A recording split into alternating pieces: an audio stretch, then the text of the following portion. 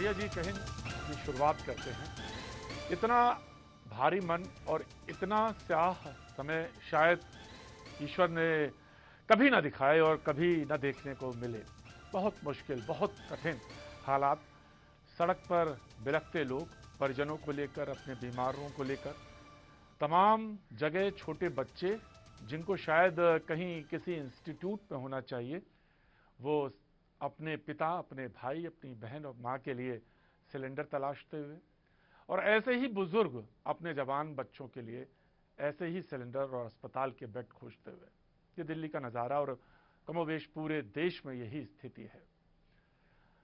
आज सच कहूं तो भारी मन इसलिए भी है कि एक बहुत अच्छा पत्रकार, एक युवा, तेज तरार, सौम्य, जो भी आप कहें, जिसको जो भी आप देना चाहें नाम, जैसे भी दें, हाँ, रोहित सदाना की बात कर रहा हूं। उसको उम्र में मुझसे छोटा, लेकिन मैं उसको नमन प्रणाम करता हूं और भैया जी कहीं की तरफ से तमाम सारी श्रद्धा सुमन अर्पित करता हूं।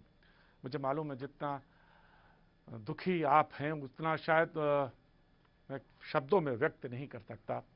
प्रमिला, उसकी पत्नी जो है, उसके साथ मेरा काम करने का एक इत्तेफाक रहा है। हमने काम किया है साथ में, आज तक में मैं रहा, उस दरमियान में मेरा साथ उससे रहा, और दो छोटियां बच्चे भी हैं।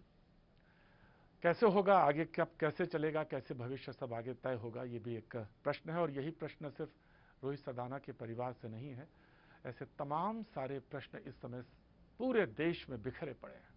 परसों क्या जिक्र कर रहा था, दो छोटी बेटियां थी उनकी भी, कल उनकी पत्नी से बात हो रही थी जिन्होंने अपने पति को खोया था। वो खुद कोविड पॉजिटिव हैं। कह रही थी कि घर की 16 लाख की अभी बकाया बाकी है, उसकी ईएमआई कैसे जाएगी, उसका कैसे इंतजाम होगा, और मेरी दो छोटी बच्चियां हैं। जी हाँ, मैं राउत की बात कर रहा हूं, जो कि जिसका कि निधन हुआ परसों। तो वो कैसे होगा, बच्चियों की पढ़ाई, इसका कैसे इंतजाम होगा, ध्यान रखिएगा भाई साहब, कुछ करिएगा। और ऐसे तमाम सारे प्रश्न हैं। इन्हीं प्रश्नों से दो चार सारे लोग हो रहे हैं। मैं बैठा हूं, यहां पे भी बैठा हूं। मैंने ये सच कहा कि मैं सड़कों का, कहना चाहिए सड़कों का इंसान हूं, सड़कों पे घूमता रहा हूं, लेकिन जैसे लग रहा है कि पैर मेरे भी जड़ हो गए हैं। नहीं कोशिश कर पा रहा हूं, बाहर निकलने की तमाम कोशिश करता हूं, फिर लौट आता हूं। मुखातिब हूं एक बार आपसे तरफ से, मेहमानों से भी तारुफ करा दूंगा। मेरे साथ मेहमान मौजूद रहेंगे जो अभी इस वक्त मौजूद हैं। प्रेम शुक्ला जी बीजेपी का पक्ष रखने के लिए मौजूद हैं। प्रेम शुक्ला जी, स्वागत है।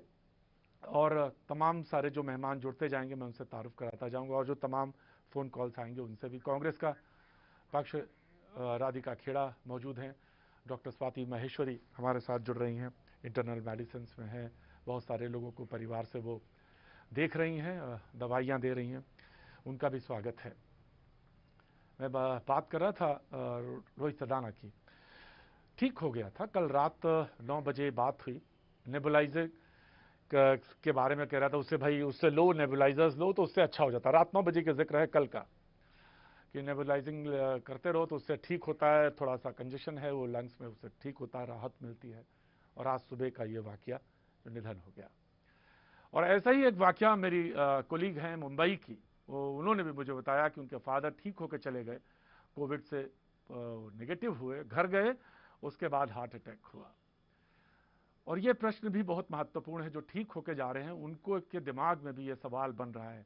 हालांकि जो जूझ रहे हैं वो तो एक तमाम सारे प्रश्न हैं, लेकिन जो ठीक होके गए वो भी अभी भी जद में हैं। खतरा कितना बड़ा और संकट कितना बड़ा है, इसका अंदाजा लगाइएगा। आप ठीक होके घर के अंदर चार दीवारी में हैं तब भी सुरक्षित नहीं है। डॉक्टर स्वाति महेश्वरी, ये कैसा सिम्टम है इस बार, ये कैसा म्यूटेंट है जो ठीक हुए, घर में है, और उसके बाद हार्ट अटैक उनका भी हुआ, और ये दूसरा किस्सा था आज जो जिसका पूरे देश ने देखा।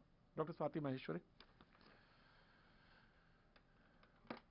गमगीन है सभी लोग, क्योंकि हर कोई, हर परिवार को, किसी न किसी को, अपने परिवारजन को, अपने मित्र को, किसी न किसी को खो रहा है। और इसीलिए इस बार जो है कोरोना की जो ये वेव है, ये हम सभी को बहुत ज़्यादा दुःख दे कर के जा रही है। और ख़ास तौर से देखिए, इस वेव में एक बात ये हमें देखने में मिली है कि इस बार संक्रमण के जो लक्षण हैं, वो आते ही कई बार बहुत सारे लोग बहुत जल्दी डिटोरिएट कर रहे हैं, बहुत जल्दी हालत ऐसी हो जा रही है कि उन्हें ऑक्सीजन या वेंटिलेटर की ज़रूरत पड़ रही है। इसीलिए पहली बात तो यही है कि लक्षण अपने आप को पहचानना और उनके प्रति सजग रहना बहुत ज़्यादा ज़रूरी है। किसी भी डॉक्टर से संपर्क करना और उनको हल्के में नहीं लेना, ये नहीं सोचना कि मौसम की वजह से या किसी और वजह से ये सिम्पटम्स हो रहे हैं और इसलिए हम इनको हल्के में लें। दूसरी बात, एक लॉन्ग कोविड सिंड्रोम होता है। जब भी किसी को कोरोना का संक्रमण होता है तो कुछ वर्ग ऐसा होता है, खासतौर से जो हाई रिस्क केसेस होते हैं या जिन्होंने बहुत ज़्यादा उसके कॉम्प्लिकेशंस झेले होते हैं, उन लोगों में हम ये देखते हैं कि कोविड की बीमारी जो है वो लंबे समय तक खिंचती है। कहीं न कहीं उनके लंग्स पर इसका दुष्प्रभाव रह जाता है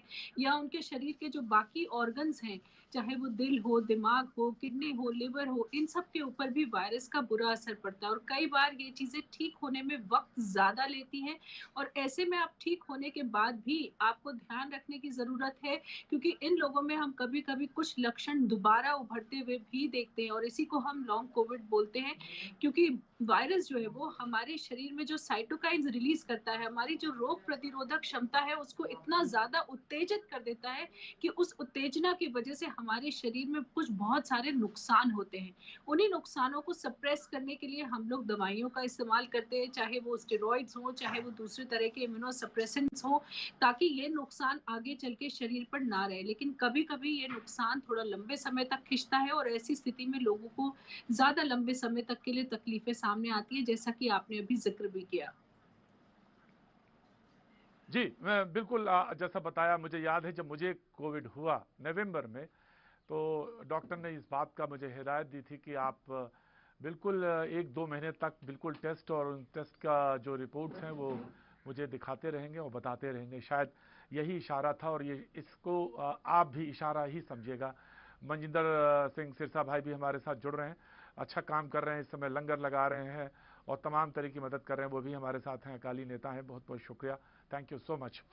जैसा मैं जिक्र कर रहा था, बड़ा भारी मन है, बहुत भारी मन है, इसलिए कोई बहस मुबाहिसा नहीं, लेकिन मैं तमाम सारे जो लोग जुड़ना चाह रहे हैं या जो बात सामने आ रही है कि वो अपनी बात कहना चाह रहे थे कि बार बार, जैसा कि मैंने कहा, डीएन श्रीवास्तव साहब हमारे साथ जुड़ रहे हैं, हमारे प्रोग्राम में शरीक होते रहे। आज किसी वक्त उनका फोन आया था, माफी चाहता हूं डीएन श्रीवास्तव साहब, मैं फोन उठा नहीं पाया था आपका, लेकिन जी जिक्र करिए, कोई परेशानी थी आपको? डीएन श्रीवास्तव साहब एक्टिविस्ट हैं, कुछ कहना चाहते हैं जी?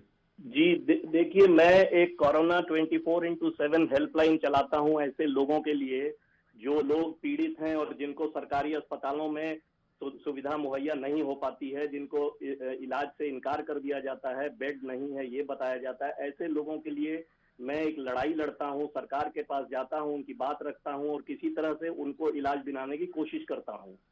आज अचानक मैं इसलिए बहुत ज्यादा दुखी था प्रतीक जी, क्योंकि मेरे अपने सगे छोटे भाई ने, हालांकि मैं पूरे भारत के जितने भी लोग हैं, मेरा शुरू से ये संदेश रहा है, आप जानते हैं कि सभी मेरे भाई बहन हैं और सबके लिए मैं उतनी ही शिद्दत से लड़ता हूं जितना कि अपने भाई से के लिए लड़ रहा हूं। और रात को 2 बजे भी मैं टाइम नहीं देखता हूं, जाता हूं। ऐसे ही हुआ 3 दिन पहले सर, हमारे छोटे भाई का ऑक्सीजन लेवल 80 पे गिर गया और तब तक हमने लगभग सभी दिल्ली के और उत्तर प्रदेश के जितने भी, गाजियाबाद से लेके आसपास के जितने अस्पताल थे, सब में बहुत लंबी दौड़ लगा के इधर से उधर जाके कई लोग इसमें दौड़े, लेकिन कहीं पर भी ना तो ऑर्डिनरी बेड मिला, ना आईसीयू बेड मिला। हार के हमको किसी लोकल डॉक्टर ने कहा, भाई साहब आप इनको तुरंत ऑक्सीजन लगाइए पहले। अब ऑक्सीजन के पीछे भागना शुरू किए। हर जगह मैंने लगाया, सीएम ऑफिस, फोन नहीं मिलता है, उनके हेल्थ मिनिस्टर फोन नहीं उठाते हैं, योगी साहब के ऑफिस के कहीं से फोन खोजे हमने, वहां फोन लगाए, वहां फोन नहीं उठा। कई फोन तो ये कह देते हैं अवैध नंबर है साहब। कैसे कोई पब्लिक का आदमी अचानक किसी के पास पहुंच के मदद मांगेगा? कहीं से ऑक्सीजन की सुविधा नहीं मिल पाई, कहीं से नहीं मिल पाई प्रतीक जी। आप समझ लीजिए, मेरे सामने ऐसा लग रहा था कि मेरा भाई दम तोड़ रहा है बिल्कुल। और ऐसी हालत में मैंने अपने एक